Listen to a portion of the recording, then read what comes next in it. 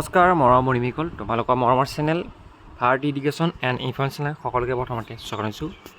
Class 9ৰ বিজ্ঞানৰ আজি কেইটামান ইম্পৰ্টেণ্ট কুৱেশ্যন এনচাৰ দিয়াৰ চেষ্টা কৰিম কেইটামান পাঠৰ, আৰু যিখিনি কুৱেশ্যন দিম তোমালোকৰ কাৰণে বহুতেই ইম্পৰ্টেণ্ট হ'ব, কিয়নো যিহেতু তোমালোকৰ ইউনিভাৰ্চিটি এক্সাম, হাফেলি এক্সাম, এনুৱেল এক্সামত এইবোৰ কুৱেশ্যনে আহিব। মই যিবোৰ কুৱেশ্যন দিম সেইখিনি কুৱেশ্যন কিন্তু তোমালোকৰ এনুৱেল এক্সাম, হাফেলি এক্সাম আৰু যোনবোৰ তোমাৰ গোট পৰীক্ষা হয় সেই গোট পৰীক্ষাবোৰ এইবোৰ কুৱেশ্যন এনচাৰ আহিব। প্ৰথম লেচনটো কি আছে আমি চাওঁচোন, ঠিক আছে।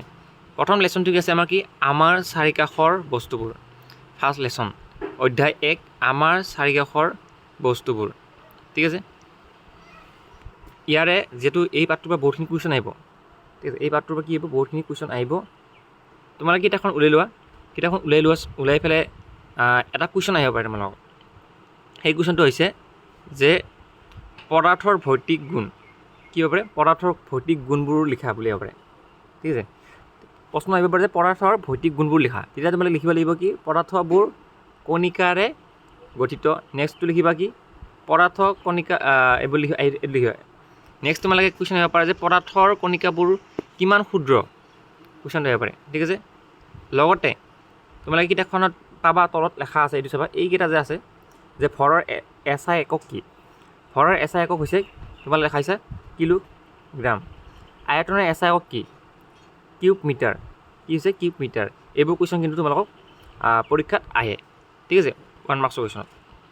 তাৰপাছত মেইন কেইটামান কুৱেশ্যন আছে সেইকেইটা কৈ দিছোঁ বাৰু, যে তোমালোকৰ কুৱেশ্যন হ'ব পাৰে এইটো কুৱেশ্যন, ইয়াৰ পৰা কুৱেশ্যন এটা আহিব পাৰে পৰীক্ষাত। তোমালোকে এইটো কমন বুলি মই কৈ দিছোঁ যে পদাৰ্থৰ কণিকাবোৰৰ বৈশিষ্ট্য লিখা। পদাৰ্থৰ কণিকাবোৰৰ বৈশিষ্ট্য লিখা বুলি আহিব পৰীক্ষাত। আহিলে উত্তৰ লিখিবা তোমালোকে কি, এইটো 1 নম্বৰ পইণ্ট লিখিবা, পদাৰ্থৰ কণিকাবোৰৰ মাজত ব্যৱধান আছে। নেক্সটটো লিখিবা তোমালোকে এনেকৈ, নেক্সট পইণ্টটো লিখিবা ওপৰত আছে চাবা, পদাৰ্থৰ কণিকাবোৰ অনবৰতে কি কৰি থাকে, গতি কৰি থাকে। নেক্সট পইণ্টটো লিখিবা তলত আৰু আছে চাবা, নেক্সট পইণ্টটো লিখিবা এনেকৈ, পদাৰ্থৰ কণিকাবোৰ মাজত আকৰ্ষণ আছে, ঠিক আছে। পদাৰ্থৰ কণিকাবোৰৰ মাজত কি আছে, আকৰ্ষণ আছে। এতিয়া কি কি কুৱেশ্যন চাবা, প্ৰশ্নাৱলী কি চাবা, কুৱেশ্যন পেজ নম্বৰ 3 প্ৰশ্নাৱলী কি চাবা, পেজ নম্বৰ 3 মই এইফালে দেখাই দিছোঁ আৰু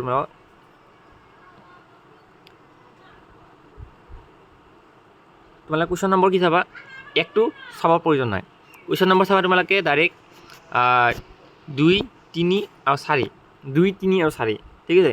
তোমালোকে মেইনলি এইটো চাবা, বিশেষকৈ তোমালোকে কি চাবা, 3 নম্বৰ কুৱেশ্যনটো ভালকৈ চাবা, 3 নম্বৰ আৰু 4 নম্বৰ কুৱেশ্যনটো বিশেষকৈ চাবা। 4 নম্বৰটো মই ক'লোৱে যে পদাৰ্থ কণিকাবোৰৰ বৈশিষ্ট্যবিলাক লিখা, এইটো ডাইৰেক্ট আহিবই, ডাইৰেক্ট কমন বুলি কৈছোঁ মই। 4 নম্বৰ কুৱেশ্যন ডাইৰেক্ট কমন, ঠিক আছে। লিখিবা যে পদাৰ্থ কণিকাবোৰৰ মাজত কি অনবৰতে গতি কৰি থাকে। পদাৰ্থ কণিকাবোৰৰ মাজত কি অনবৰতে কি থাকে লিখি দিবা, ব্যৱধান আছে। নেক্সট কি আছে, আকৰ্ষণ কৰে, ঠিক আছে। গোটেইকেইটা পইণ্ট মই কৰিছোঁ এনচাৰকেইটা। নেক্সট তোমালোকে লিখিব লাগিব পদাৰ্থৰ অৱস্থা। পদাৰ্থৰ অৱস্থা কেইটা ভাগত ভাগ কৰিব পাৰি, পৰীক্ষাত প্ৰশ্ন আহিব পাৰে, ঠিক আছে। পদাৰ্থবোৰ আমি কেইটা ভাগ কৰিব পাৰোঁ, আমি 3টা ভাগ কৰিব পাৰোঁ। সেইকেইটা ভাগ হৈছে গোটা অৱস্থাত ভাগ কৰিব পাৰোঁ, জলীয় অৱস্থাত ভাগ কৰিব পাৰোঁ, তাৰপিছত আৰু কি অৱস্থাত ভাগ কৰিব পাৰোঁ, গেছীয় অৱস্থাত। পদাৰ্থবোৰৰ গেছীয় অৱস্থাত আমি কি ভাগ কৰিব পাৰোঁ। এতিয়া আহিলে ইয়াৰ কেইটামান কুৱেশ্যন এনচাৰ আহিব পাৰে, মই কৈ দিছোঁ বাৰু। চোৱা পেজ নম্বৰ মই কৰিছোঁ কিমান হ'ব, পেজ নম্বৰ 6, পেজ নম্বৰ 6টো উলিয়াই ল'বা তোমাৰ কিতাপত। পেজ নম্বৰ 6ৰ কুৱেশ্যন নম্বৰ 1 মষ্ট ইম্পৰ্টেণ্ট, এইটো আহিব। কুৱেশ্যন নম্বৰ 1টো মষ্ট ইম্পৰ্টেণ্ট। কেতিয়াবা কুৱেশ্যনটো এনেকৈ দিব, কিন্তু এনেকুৱা নিদিয়ে। প্ৰশ্নটো কেনেকৈ দিব মই কৈ দিছোঁ, পৰীক্ষাত তোমালোকে প্ৰশ্ন দিব যে আয়তন কাক বোলে, পৰীক্ষাত প্ৰশ্নটো দিব কি বুলি, আয়তন কাক বোলে, এই দেখা আছে, আয়তন কাক বোলে বুলিও দিব, বা আয়তন কি পৰীক্ষাত দিব, বা আয়তনৰ এছআই একক কি, ঠিক আছে, এনেকুৱা দিব পাৰে। সেইকাৰণে তোমালোকে পৰীক্ষাত মনত ৰাখিবা যে আয়তন কি বুলি কোৱালৈকে তোমালোকে লিখিবা যে পদাৰ্থৰ প্ৰতি একক আয়তনৰ ভৰৰ পৰিমাণকে, ঠিক আছে, ঘনত্ব বুলি কোৱা হয়, ঠিক আছে। ঘনত্ব কাক বোলে বুলি ক'লে এনেকুৱা লিখিব লাগিব। মেইন 1 নম্বৰ কুৱেশ্যন বহুত ইম্পৰ্টেণ্ট, এইটো চাই ল'বা। তাৰপিছত কুৱেশ্যন নম্বৰ আহিল তোমালোকৰ কুৱেশ্যন নম্বৰ 3টো ইম্পৰ্টেণ্ট। 3 কোনটো চাবা মই কৰিছোঁ, কুৱেশ্যন নম্বৰ 3ৰ A B চাবা, AB চাবা, আৰু কুৱেশ্যন নম্বৰ 4টো বহুত ইম্পৰ্টেণ্ট। কুৱেশ্যন নম্বৰ 4টো বেছিকৈ ইম্পৰ্টেণ্ট। এইকেইটাৰ ভিতৰত কুৱেশ্যন নম্বৰ 1, 2 আৰু কুৱেশ্যন নম্বৰ 4টো বেছি ইম্পৰ্টেণ্ট, ঠিক আছে। তাৰপিছত আহিলে নেক্সট কুৱেশ্যন আহিব তোমালোকৰ ইম্পৰ্টেণ্ট কুৱেশ্যন যদি মই কওঁ, এইফালে আছে গতি এইটো আছে যে এইটো প্ৰশ্ন দেখা পাইছে তোমালোকে স্ক্ৰীণত এইটো তাপ লিন তাপ বুলি কাক কোৱা হয় বা লিন তাপ মানে কি এনেকৈ প্ৰশ্ন এটা সুধিব পাৰে তোমাক ঠিক আছে এইটো লিন তাপ মানে কি সেইটো প্ৰশ্ন আহিব পাৰে পৰীক্ষাত তোমালোকৰ তাৰপিছত কুৱেশ্যন আহিব পাৰে যে উতলাংক বুলিলে কি বুজা ঠিক আছে উতলাংক মানে কি এনেকৈ আহিব পাৰে বা গণনাংক কি উতলাংক আৰু গণনাংক কি ঠিক আছে এইবোৰ প্ৰশ্ন আহিব পাৰে সৰু সৰু কুৱেশ্যন এইবোৰ আহি যায় তাৰপিছত নেক্সট কুৱেশ্যন আৰু এটা ইম্পৰ্টেণ্ট কুৱেশ্যন হৈছে সেই কুৱেশ্যনটো হৈছে যে বৰফৰ গলনাংক কিমান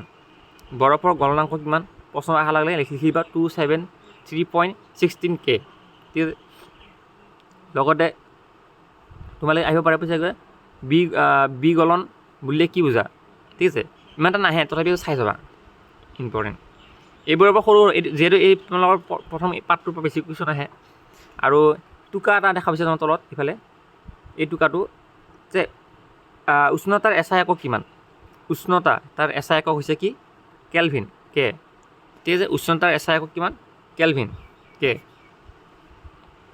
তাৰপিছত কুৱেশ্যন আহিব পাৰে তোমালোকৰ পৰীক্ষাৰ কাৰণে এই চিত্ৰটো ভালকৈ চাই যাবা ঠিক আছে পৰীক্ষাত প্ৰশ্ন আহে এইটো প্ৰশ্ন আমাৰ পৰা আহিছিলে যে গোটা কাৰ্বন ডাই অক্সাইডক কিয় শুকান বৰফ বুলি কোৱা হয় প্ৰশ্নটো আহিব পাৰে এনেকৈ গোটা কাৰ্বন ডাই অক্সাইডক কিয় শুকান বৰফ বুলি কোৱা হয় তেতিয়া বা কেতিয়াবা প্ৰশ্ন এনেকৈ দিব যে শুকান বৰফ মানে কি তেতিয়া লিখিবা যে গোটা কাৰ্বন ডাই অক্সাইডক শুকান বৰফ বুলি কোৱা হয় যদি গোটা কাৰ্বন ডাই অক্সাইডক শুকান বৰফ বুলি কিয় কোৱা হয় তেতিয়া তোমালোকে এইখিনিৰ পৰা গোটেইখিনি কথা লিখি যাবা ঠিক আছে এইখিনি কথা লিখিবা লিখাৰ পিছত পদাৰ্থ তিনিটা অৱস্থাৰ পৰিৱৰ্তন যদি আহে তেতিয়াহ'লে এইকেইটা লিখিবা তিনিটা অৱস্থাৰ পৰিৱৰ্তন বুলি কোৱাৰ লগে লগে এই ছবিটো আঁকি থৈ আহিবা যেনেকৈ আছে এই ছবিটো তাৰপিছত আহিলে তোমালোকৰ আহিব পাৰে যে গেছৰ চাপ জোখা এককটো হ'ল কি এইবাৰে এককটো কি বুলি ক'ব পাৰে ঠিক আছে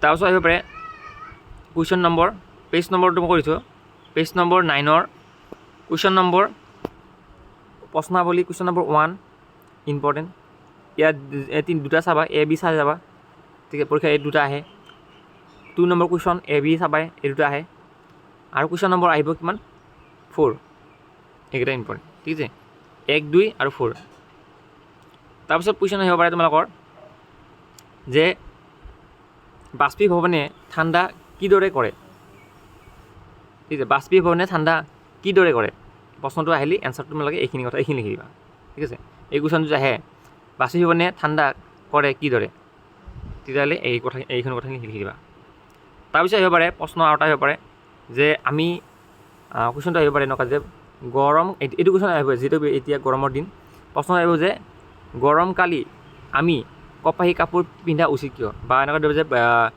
গ্ৰীষ্মকালত আমি কিয় কপাহৰ বা কি ধৰণৰ কাপোৰ পিন্ধিব লাগে কপাহী কাপোৰ পিন্ধিব লাগে কিয় পিন্ধিব লাগে কপাহী কাপোৰ সেইটো কথাখিনি ইয়াতে এনচাৰখিনি দিয়া আছে ঠিক আছে এইখিনি এনচাৰ লিখি দিবা ঠিক আছে নেক্সট কুৱেশ্যন আৰু এটা আহিব পাৰে সেইটো তোমালোকক মই কৰিছোঁ কিবা এটা হ'ল নেক্সট আহিব পাৰে যিখিনি কুৱেশ্যন দিছোঁ সম্পূৰ্ণ কি হ'ল ইম্পৰ্টেণ্ট আৰু এইখিনি চাবা ঠিক আছে সেইখিনি গোটেইখিনি চাব লাগিব যদি চোৱা তোমালোকে ধুনীয়া নম্বৰ এটা পাই যাবা আৰু প্ৰতি বছৰে মই কমনখিনি দি যাওঁ সকলোৰে কমন পৰে নাই পৰা বুলিও নকওঁ প্ৰশ্ন এটা আহিব পাৰে এইটো কুৱেশ্যন আহি থাকে এনচাৰখিনি কিন্তু ইয়াতে এইখিনিৰ পৰা ইয়ালৈ লিখিবা প্ৰশ্নটো হৈছে কি বৰফ পানীত থকা গিলাচ এটাৰ বাহিৰৰ পৃষ্ঠত পানী টোপাল বিৰিঙি থাকে কিয় যেতিয়া আমি ঠাণ্ডা পানী অলপ যেতিয়া আমি এটা আইনাৰ গিলাছত যদি পানীখিনি দিওঁ চাবা গিলাছৰ বাহিৰত কি থাকে পানীবোৰ ওলাই থাকে নাই ঠিক আছে পানীৰ কি টোপালবোৰ ওলাই থাকে সেইটো কিহৰ কাৰণে ওলায় টোপালখিনি সেই বস্তুখিনি তোমালোকে এইখিনিৰ পৰা লিখা ঠিক আছে এইখিনি গালমাৰ পৰা এইখিনিলৈ লিখিবা বিৰিঙালৈ লিখিবা এতিয়া আহিব পাৰে কুৱেশ্যন যে গ্ৰীষ্মকালত মাটিৰ কলহত পানী কিয় ঠাণ্ডা হৈ থাকে গ্ৰীষ্মকালত যে গৰমৰ দিনত কলহৰ পানী কিয় ঠাণ্ডা হৈ থাকে এইটো কুৱেশ্যন আহিব পাৰে ইম্পৰ্টেণ্ট ছেকেণ্ড কুৱেশ্যনটো হৈছে